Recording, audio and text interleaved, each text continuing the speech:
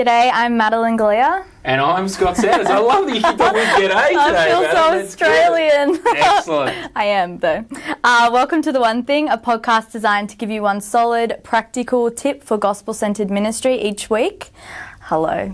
G'day, Maddie. Now, you were just telling me the story when I, hired you, went through sort of my reference checks. Yes. Now, one of the things that I was told is if you've got a relationship with the person, you should always check with, the significant spouse or other or their dad. And so I called your dad and you just told me there that you were in the other room hearing the whole conversation. Yeah, he kind of, let me know and gave me a bit of a heads up, and you called Rowan as well. Dad wasn't one of my references, but you're friends, so I... Yeah, well, I'm pretty sure I called him up because I was like, I don't want this to affect our relationship. This is important. Ray, Scott, that's important. I don't want this to affect, because it could go terribly wrong and I could upset your daughter. I just want you to know that could still happen, Maddie. I think it's gone okay though. It's gone okay. 3 years later, we're still here, so it's not, it's pretty good. The One Thing's brought to you thanks to Geneva Push, the Australian Church Planting Network. We're also proudly part of the Lifeway Leadership Podcast Network, and we'd encourage you to check out our new network page on iTunes and see the other quality Christian podcasts that are available there. But for now, you've pressed play on another episode of The One Thing: Avoid Hiring the Wrong Person. Today we're here with Stewart. You are one of the directors of Geneva Push and the national director of FIEC. Thanks for coming today. A pleasure, Madeleine. Hello, Scott. G'day, Al. And today we're talking significantly about hiring new staff, how to avoid common pitfalls in this area, and we're really hoping this will be helpful for you if you are in one of the following positions. If you're a senior ministry leader hiring a new staff member for next year, an existing church staff member who is getting a new colleague next year, a part of a church getting a new staff member, or getting hired yourself or hoping to for 2021. So Al, I hear you've got something burning to say today. Enlighten us, what is it? Well, I listened to The One Thing on employing new staff, and Scott had a lot of wisdom about kind of ratios of when you can afford people and do you hire the seniors minister or the youth minister. But I thought it was worth having the opportunity to say, if you're looking to employ someone, or if you're interested in taking a ministry job, please don't offer someone a job or accept a job just on the basis of a job interview. They just cannot have enough information on a 1 or 2 hour interview where everyone is all dressed up and squeaky clean to actually know enough. And if there's some energy in this for me, I've spent, 15 years or more trying to deal with the disasters that come for the employer or the employee when people haven't got this right. So you've broken down the sort of due diligence phase of hiring a staff person into sort of 5 key things. What's the first one?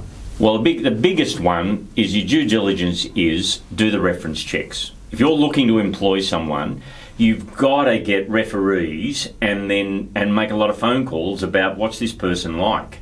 Now, everyone will give you their own referees and, their mum and someone who loves them. Okay, sure, okay, this guy's or woman, their mum loves them, great.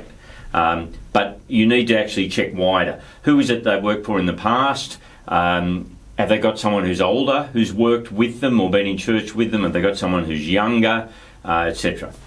In the Geneva Push process, we asked for about 8 referees. Well, that's the most important thing for me. I ring the referees and ask what's the story. So you've just got to do the due diligence. If you are looking to take a ministry job, you ought to know who are the previous people that have worked in this place. Like there's one man I know who's got problems now because he took a job, but there's a trail of skeletons in that job of 5 or 6 guys who've left damaged. He just didn't check out, and it would have only taken a few phone calls to find out. So you've talked about 2 things there. Doing the reference check as the church employing potential someone, employer, but yes. also you, if you're applying for a job, do the reference check on the church. Absolutely. What's it been like to work for this? I remember one man that went through staff like it was like a revolving door, and people would ring me and say, "What about working for such and such?" Now I couldn't really say don't go there. I just said, that could be good. Why don't you do your due diligence and ring the previous people who've worked there? And surprisingly, that man had trouble getting applicants for A jobs. staff member. Now, can you go back to the reference check? You spoke about two things. One, you just want to confirm that they actually work there, so they're telling the truth. That's pretty important. Second thing you said was, how do they go working with an older person and a younger person? But you're thinking about intergenerational. What else are you asking in that little conversation? So, for example, Geneva Push will ask for a reference of someone that the applicant has discipled. Well, they always think the guy older than them or the girl older than them is wonderful. Of course they do. I want someone old and wrinkly who's looked at them and got more life experience and can tell you what they're really like. Let me tell you the problem with job interviews. Like, I've turned up today, I'm in my suit and tie and everything, and you're very well dressed. Thank you, that's okay. I just spoke to 25 lawyers at Silk's Cafe, and when you speak to lawyers, they're a scary audience. You wear your best tie and smile a lot. Okay, but you don't know anything about me other than the fact that my grandfather taught me to tie a tie knot. Everyone looks sharp and nice and squeaky clean in a job interview. The problem with the extra thing with ministry, you're not looking just at skills or experience. You want to know character. And you want to know, are they a team player? And you want to know how much supervision they need. And if you're looking to employ a bloke, is his wife with him 100% in this? Because if she's not, he can't do the job. Okay. Now that aspect of how much supervision he needs, are they a doer? Are they a doer? Are they a quipper? I guess is also the question. Yes, I guess. Do they build teams around them? Do they build ministries, or do they just get a lot of stuff done? Of the 5 points I had, the last one was this: that you really can't afford to employ someone in ministry, and it's expensive, unless they can build capacity, unless they can train people and build teams. So if you've got a children's minister who's brilliant with a room full of kids, that's great. But unless they can recruit people into the children's ministry and train people, you won't be able to grow. So you've just got to have someone who can build capacity if you're going to employ them. You mentioned about hiring homegrown people. Can you expand on that? Yeah, sure. I think employing someone in ministry is probably closer to getting married than it is to just giving a secular job. You need a kind of 3D picture. Ideally, if you've got homegrown people that have grown up within the culture and theology and philosophy of ministry in this church, and then they've been off and been trained in Bible college, for them to come back is a beautiful thing, because you know them, they know you, and their expectations fit into the culture and the way your church runs. So that's ideal, but it can take 6, 7, 8 years before you've got that beginning to happen. But I've seen a homegrown team built over 20 years, and it really was a sweet thing, the way that it could all work, because people had a 3D understanding of each other. Okay, so your first one, do your background checks. What's your second? Second one is homegrown people are the way to go. I think that's 1A. And then the other one is a job description is necessary. You really need to be able to spell out what it is that you're expecting this person to do, and maybe not in microscopic detail, but you need a job description as an employer, or if you're going to take a position, you need a job description. And also, I think FIEC were working on templates for this, a letter of offer that explains, are you expecting them to work 5 days a week or 6? How many hours a week are you expecting? And, what are holidays, salary? We know they're doing it because they love Jesus, but they need to be paid as well. So just clarity on those things. Yeah, it's all about clarity, but it's all about you, the employer, and the employer having that clarity of understanding and pushing towards shared understanding. Yeah, you need to be on the same page. If they come expect, like I had one guy I know who, he had a youth minister who wanted to work about 35 hours a week. Well, my expectation, I'm crusty old bloke, my expectation 35 hours a week, you're just getting started. Right? And so you need to be on the same page about that.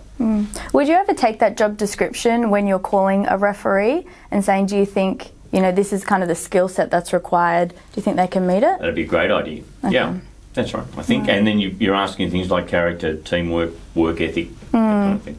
And can I just ask, earlier when you're talking about calling a referee, are there make or break questions? Because I've heard people don't always, they say, oh, this person's amazing, they're great. And then you say, would you hire them tomorrow? And they say, oh, nah, I wouldn't. And it's like, oh, that didn't come through then. That's right. Well, you do need to just push a little bit. Okay. And say, would you hire them? Are there things that I ought to know? If I'm going to ring you back in a year, what do you wish you'd told me? Am I going to be cranky? Yeah. But there's an expectation though that the person's put this reference on there knowing that they'll be pretty positive.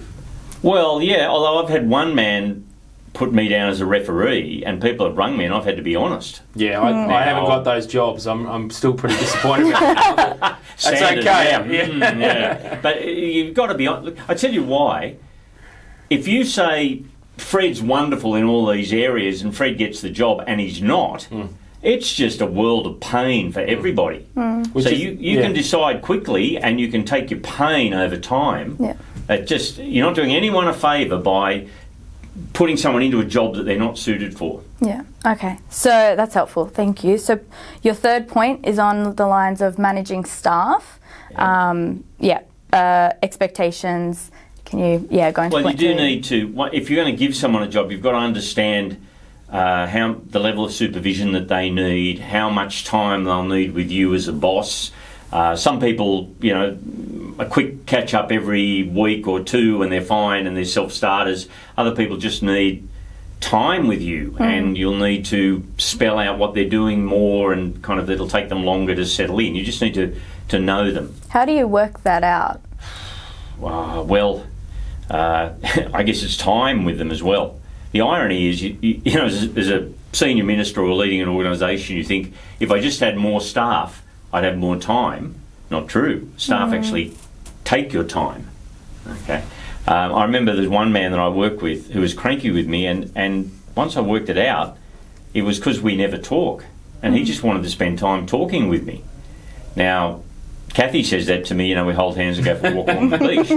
I just didn't expect... Was it Scott? It wasn't Scott, but I'm happy to go for a walk along the beach with you.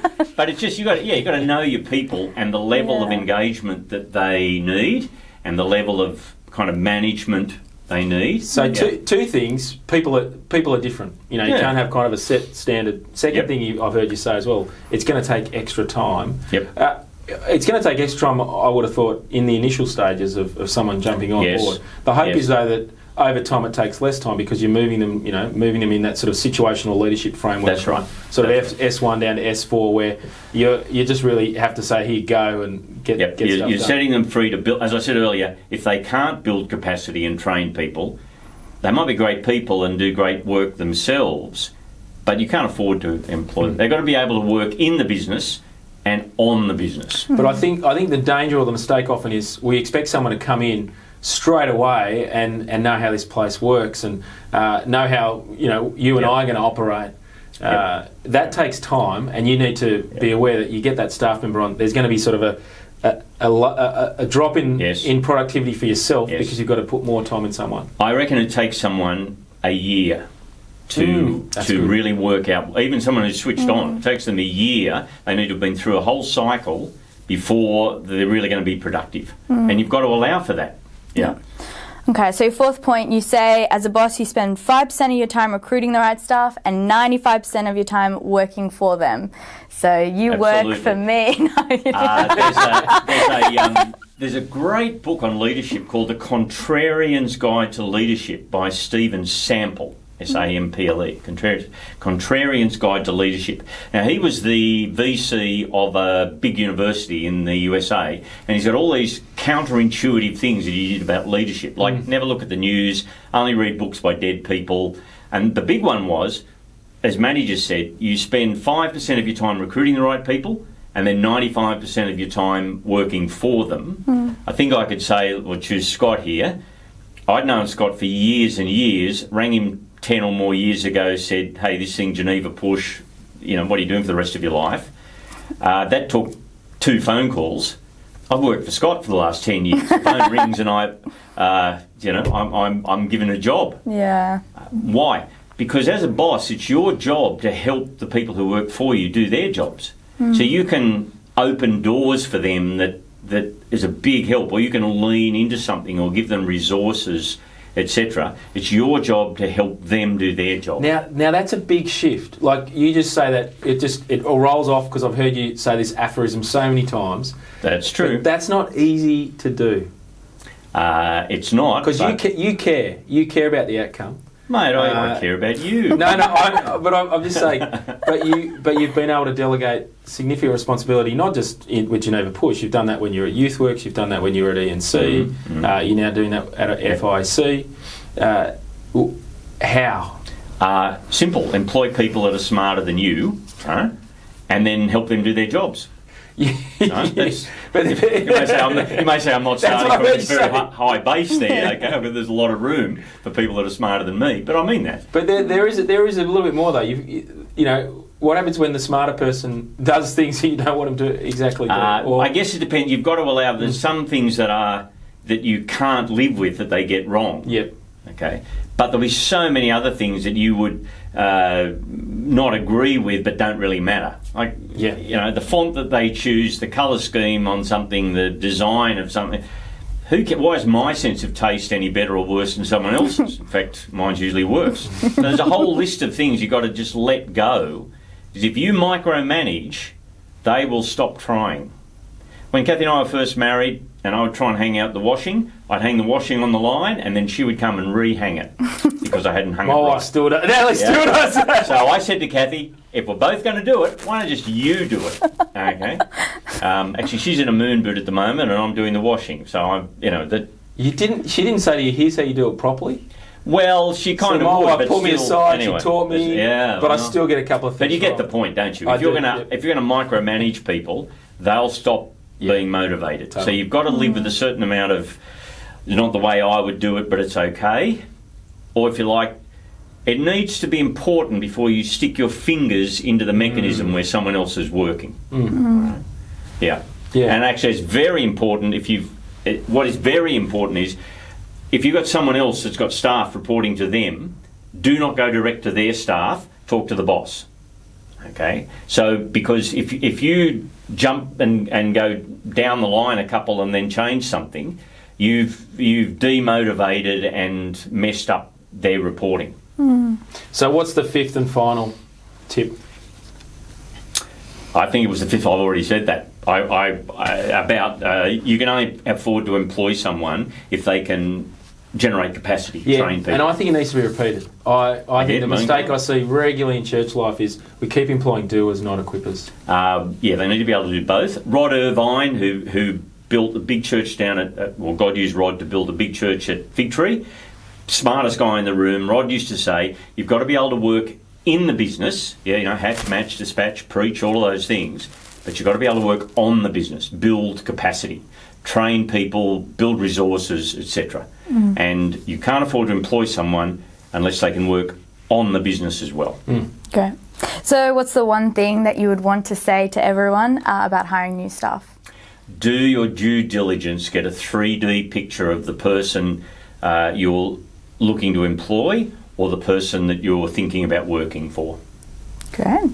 Thanks, Al. Thanks for joining us.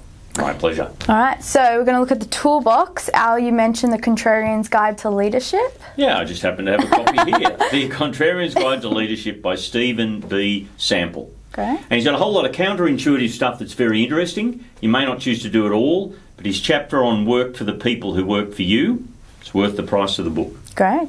And Scott, what else? We got some other episodes on the one thing from the past on staffing, so check the show notes and you'll see those as well. Al talks a number of times. He's one of our frequent guests on ministry life, and I reckon that's always worth jumping into. Al has a great way always of sort of clarifying the truth into a saying and getting you to really think into your own ministry.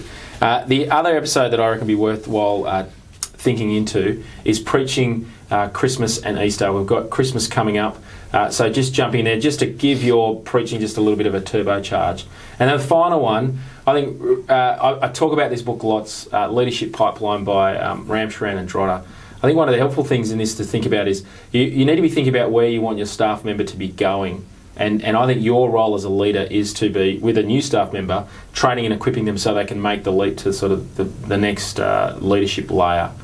So read that book and think, where is this person at? Where do I want them to be? How can I actually help them get there? I think that's a real role of a leader. Thanks, Al, for joining us again. And if you like what you heard today on The One Thing, we'd appreciate if you take a moment to rate us on iTunes or leave a comment. I'm Scott Sanders. And I'm Madeleine Galea. Chat soon.